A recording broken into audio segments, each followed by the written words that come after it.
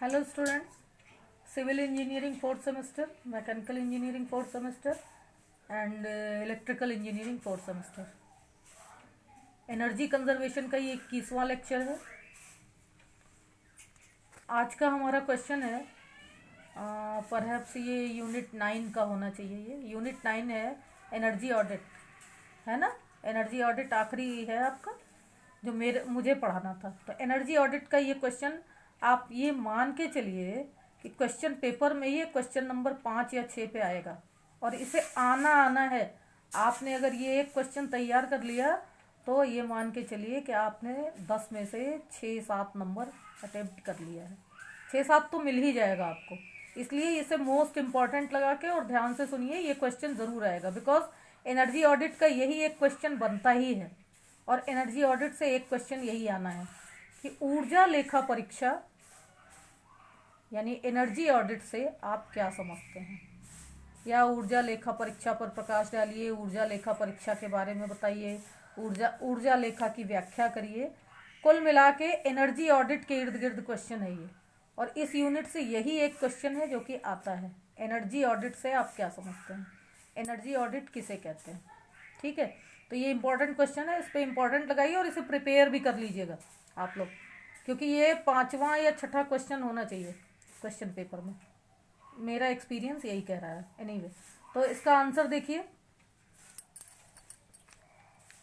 ऊर्जा के प्रवाह, ऊर्जा का संरक्षण, उस पर लागत, लाभ, हानि का विवरण, इनपुट आउटपुट सिस्टम का विश्लेषण तथा विभिन्न सेक्टरों में ऊर्जा के अवसर व स्थिति का लेखा जोखा ऊर्जा ऑडिट कहा जाता है। आप फिर से ये सुनिए, इसे आपको अंडरलाइन करना है। ये आपको डिफाइन कर रहा है ये पैराग्राफ कि एनर्जी ऑडिट किसे कहते हैं। ऊर्जा के प्रवाह, ऊर्जा का संरक्षण, उस पर लागत, लाभ हानि का विवरण, इनपुट आउटपुट सिस्टम का विश्लेषण तथा विभिन्न सेक्टरों में ऊर्जा के अवसर व स्थिति का लेखा जोखा ऊर्जा ऑडिट कहा जाता है। पैरा चेंज करिए आप।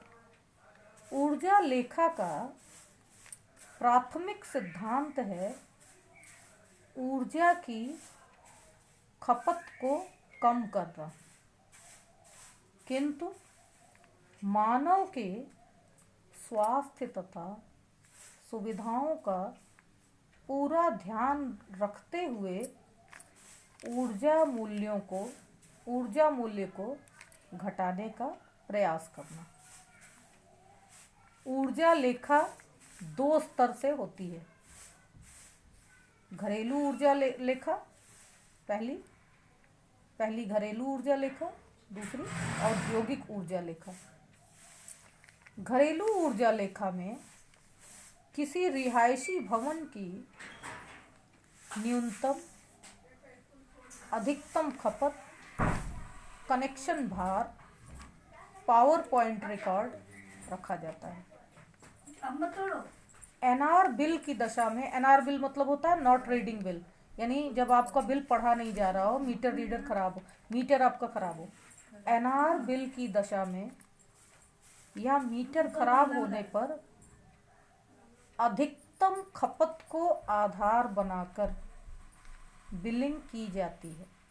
यानी किसी भवन में यदि एनआर बिल दिखाया जा रहा है, अर्थात नॉट रीडिंग बिल दिखाया जा रहा है, तो उसका 12 महीनों का जो अधिकतम खपत होता है उस महीने के आधार पर वो फिर एनआर का बिल बनाया जाता है। कहने का ये तात्पर्य है। TD means temporary disconnection. कभी कभी कुछ भवन कुछ महीने के लिए बंद कर दिए जाते हैं, तो बिजली विभाग में टीडी का आवेदन कर दिया जाता है कि हमारा ये भवन 6 महीने के लिए बंद रहेगा, तो इसमें टीडी कर दीजिए। टीडी यानी टेम्परेरी डिस्कनेक्शन। तो उसमें कुछ नहीं करते हैं, मान के चलते हैं कि यहाँ पे इलेक्ट्रिक फ्लो नहीं जा रहा है, यूज़ नहीं हो रहा है।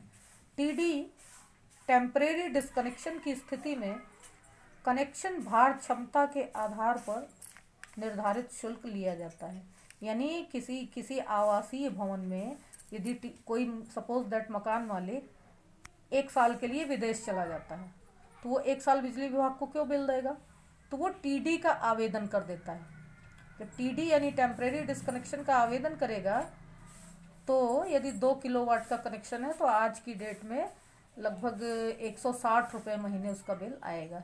यानी जो मीटर के चार्जेस हैं और जो आपके कंप्यूटर पे जो खर्च आता है, स्टेशनरी चार्जेस हैं, उन सब का मिला के 160 रुपये का बिल आता है। ये 2 किलोवाट के कनेक्शन की स्थिति है। और 1 किलोवाट का है तो 90 से 95 रुपये आता है, इस तरीके से। तो ये कौन करता है, कैसे करता है, कहाँ से निकालते हैं? जब एनर्जी ऑडिट होता है हाउस वाइज, तो उसके आधार पे करते हैं। तो ये टीडी होता है। टीडी मतलब ये नहीं है कि हमने टीडी आवेदन कर दिया तो हमारा बिल ही नहीं आएगा, आएगा। जो सरकार ने हमें मीटर लगा रखा है, जो कनेक्शन है, जो फ्लो है, वो तो बना ही रहेगा ना। तो उस पर जो व्यय आता है उस आधार पे, टीडी के आधार पे एक न्यूनतम, तो उसमें ये नहीं रहता कि आप इतने तारीख को जमा ही कर दीजिए। आप 1 साल के लिए किए हैं तो 1 साल बाद आप लौट के आइए, तब आप जमा करिए। उसमें कोई भी वो नहीं लगता है, लेट पेमेंट नहीं लेते हैं उसमें, क्योंकि उन्हें पता है कि ओनर जो है, हाउस ओनर, वो बाहर है। तो ये टीडी होता है। तो ऊर्जा एनर्जी ऑडिट के दौरान उसका रिकॉर्ड रखा जाता है, तो उस आधार पे फिर टीडी बिल दिया जाता है। तो टीडी की स्थिति में कनेक्शन भार क्षमता के आधार पर निर्धारित शुल्क लिया जाता है। औद्योगिक ऊर्जा ऑडिट में टैरिफ प्लान, टैक्सेशन, ऊर्जा मूल्य की तुलना इत्यादि का ऊर्जा ऑडिट के अंतर्गत विवरण दर्ज किया जाता है।